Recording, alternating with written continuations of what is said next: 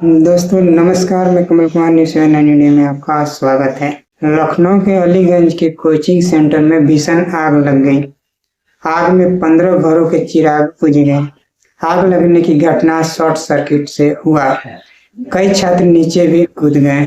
हादसे में 9 घायल हुए। हादसे के बाद सीएम योगी भी घटनास्थल पर पहुंचे।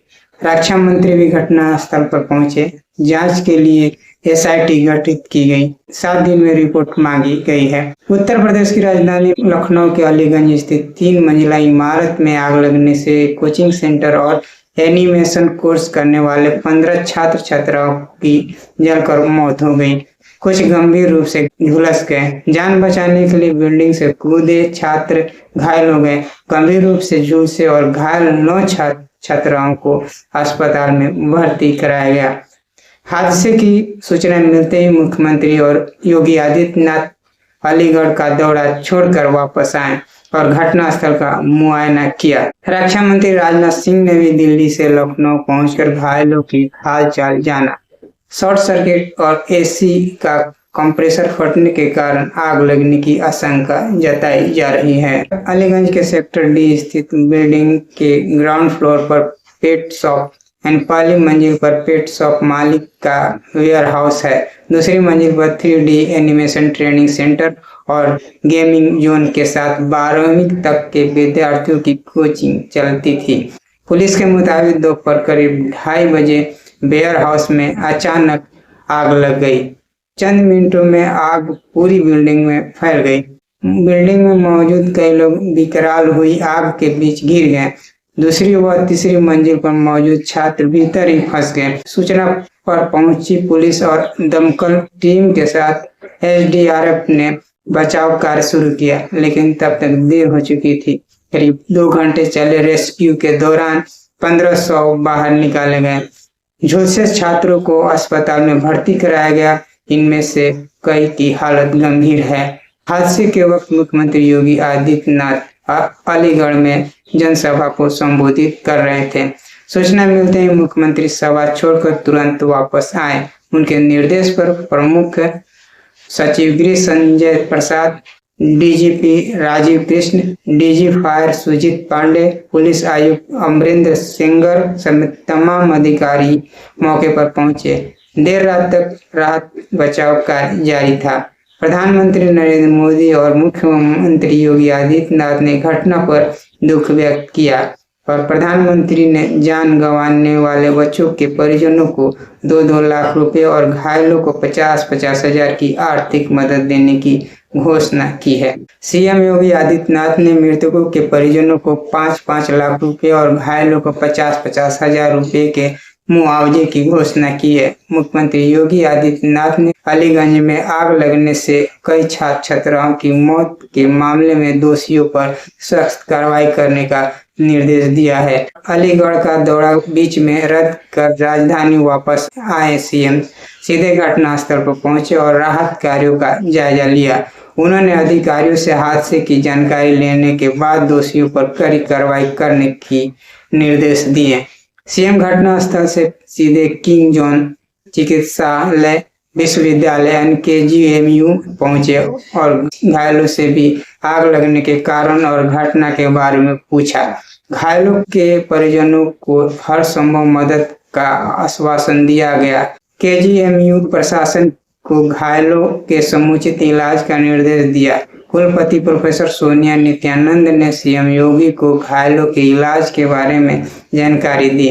केजीएमयू के में मृतकों के परिजनों से कहा कि हम किसी की जिंदगी तो नहीं लौटा सकते हैं, लेकिन विश्वास दिलाते हैं कि दोषी किसी भी सूरत में बख्शे नहीं जाएंगे। सरकार परिजनों के साथ है। हादसे के शिकार लोगों में ज्यादातर की मौत दम घुटने से हुई है। खबर लिखे जाने तक 13 का पोस्टमार्टम हो चुका था। ज्यादातर की मौत दम घुटने से हुई है। 600 परिजनों को सौंप दिए गए हैं। मुख्यमंत्री योगी आदित्यनाथ ने अलीगढ़ अग्निकांड को लेकर देर रात उच्च स्तरीय बैठक की। इनमें दोषियों की चिन्हित करने के लिए विशेष जांच दल गठित करने का आदेश दिया। वहीं अलीगढ़ थाने में 6 लोगों के खिलाफ नामजद एफआईआर दर्ज कर ली गई है। इनमें से 4 को गिरफ्तार कर लिया गया है। सीएम के निर्देश पर गठित एसआईटी में संस्कृति विभाग के अपर मुख्य सचिव अमृत अभिजात और लखनऊ के डीजीपी जोन प्रवीण कुमार सदस्य हैं। जांच दल 7 दिन में रिपोर्ट सीएम को सौंपेगा। वहीं मुख्यमंत्री के निर्देश पर 4 अधिकारियों को तत्काल प्रभाव से निलंबित कर दिया गया है। एलडीए ने 5 सदस्यीय जांच समिति गठित की है।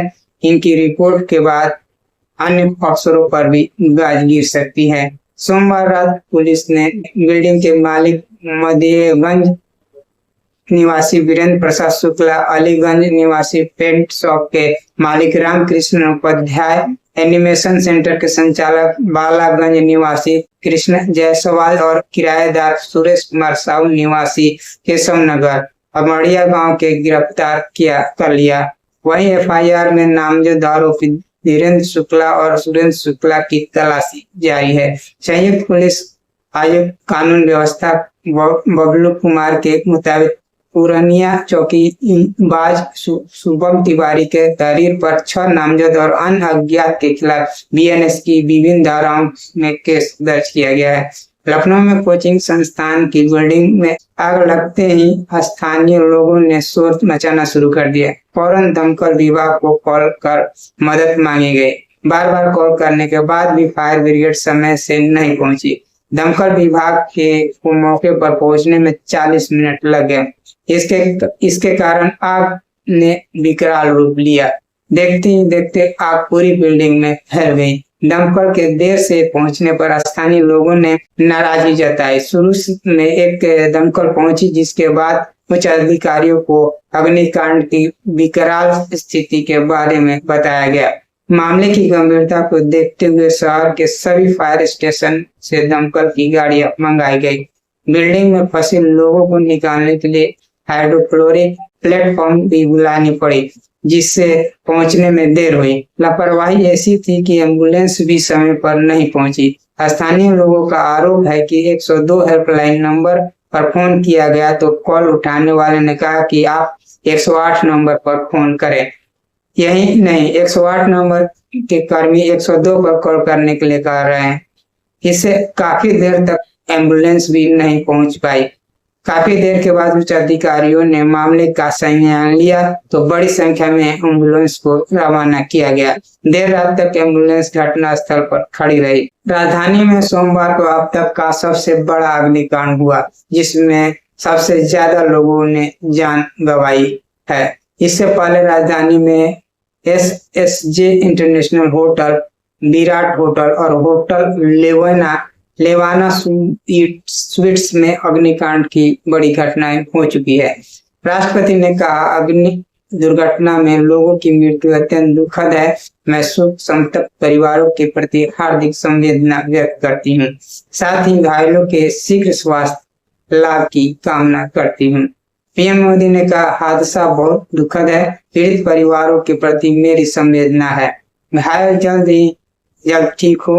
बचाव कार्य चल रहा है और अधिकारी हर संभव मदद पहुंचा रहे हैं। सीएम योगी ने कहा, अग्नि दुर्घटना में जनहित हृदय विदारक है।